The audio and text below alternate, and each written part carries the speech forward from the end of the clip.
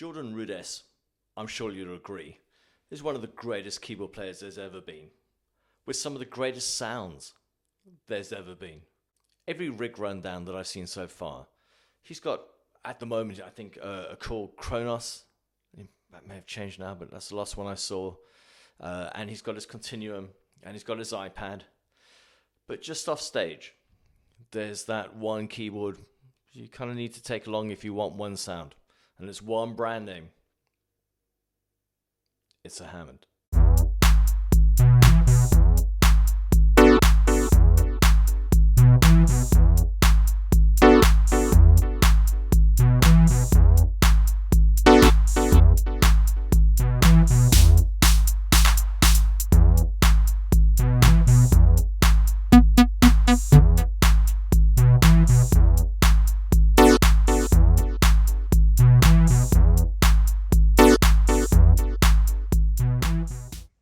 So my Hammond I've had for about 5 years now.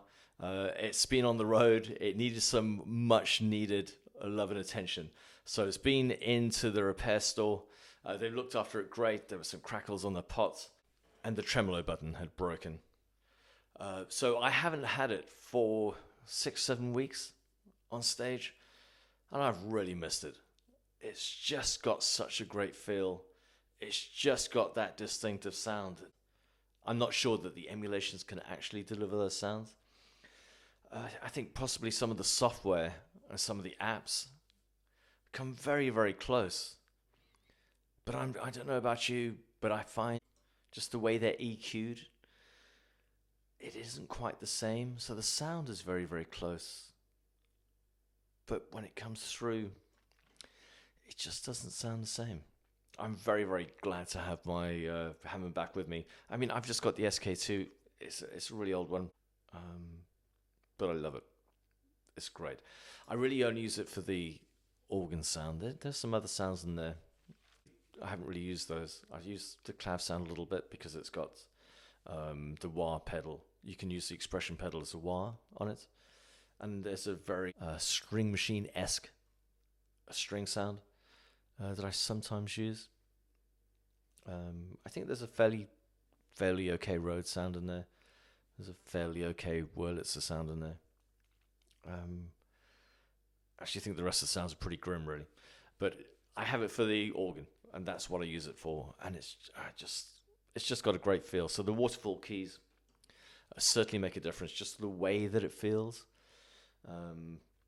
Just having the drawbars. I think there's some newer versions there with more drawbars, but I'm fine actually with this.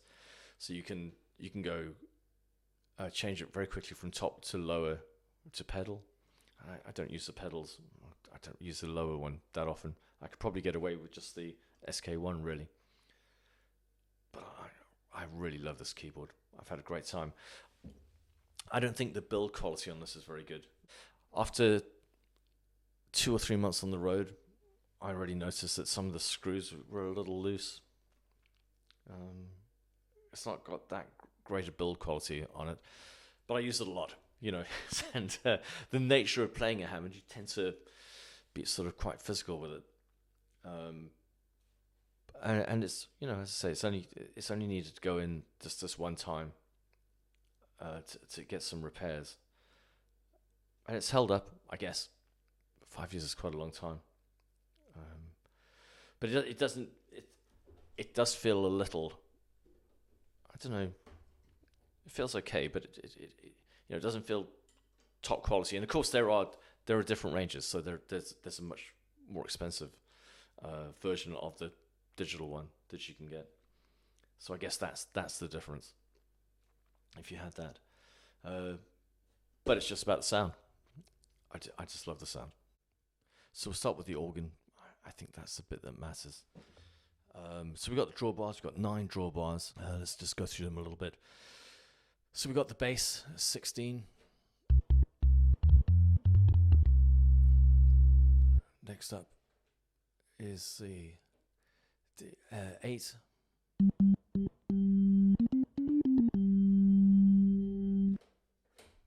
4.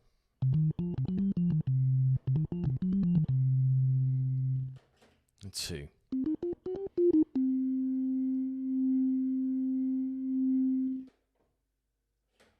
next one.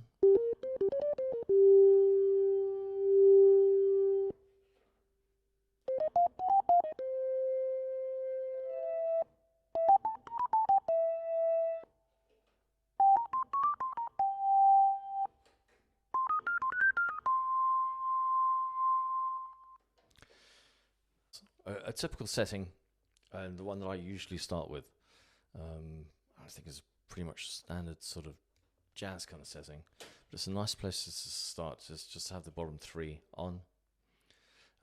And at the moment, I've got no tremolo, and I've got no Leslie effect, but just the standard cover, the standard sound.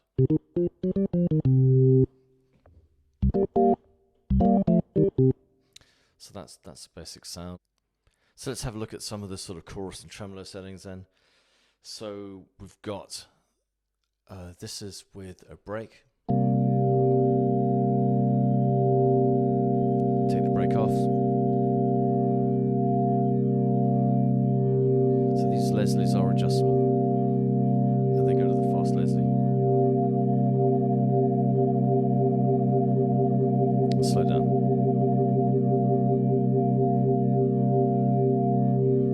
So the Leslie sound actually tends to cut through a little bit more when you got some of the higher drawbars on.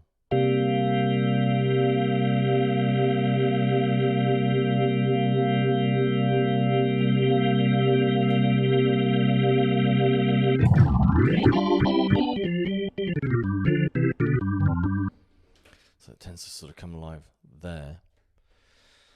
So that's essentially that. We've got the percussion as well. So that's obviously really useful. So let's go back to that. Just the three sounds, three drawbars, some soft percussion, and go for a third.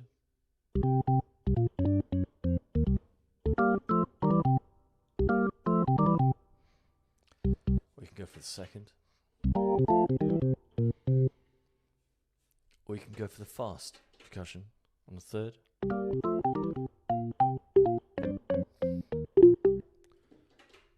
With a fast on the second.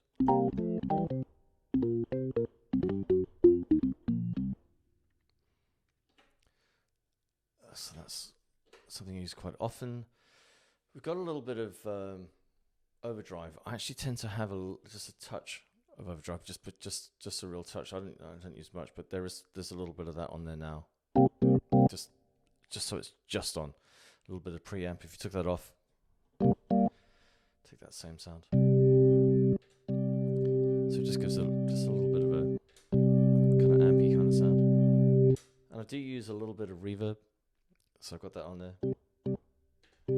That's without. Again, I don't tend to use a lot of reverb. Other people may use it differently. But for me, just a touch of reverb is fine. So essentially, you got your go-to sounds. You're going into a chorus, perhaps, of a song.